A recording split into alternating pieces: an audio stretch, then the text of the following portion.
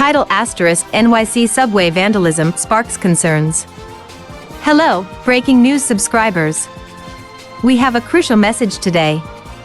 A massive subway vandalism incident in New York City has raised alarm bells, akin to the warning signs observed before the tragic 9/11 attacks.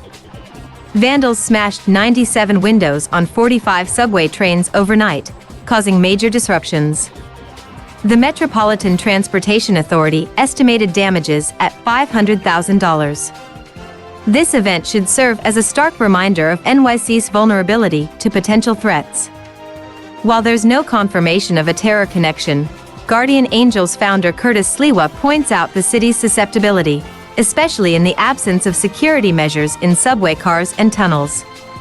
It's essential for Mayor Eric Adams and officials to address these issues promptly. Neglecting such vulnerabilities may have severe consequences. Remember, we had warning signs before September 11th, and we must not ignore them again. In conclusion, this incident underscores the need for improved subway security. We urge you to stay vigilant, share this news with friends, and subscribe to Breaking News for updates. Don't forget to enable notifications. This news was brought to you by the Breaking News team. Thank you for your support.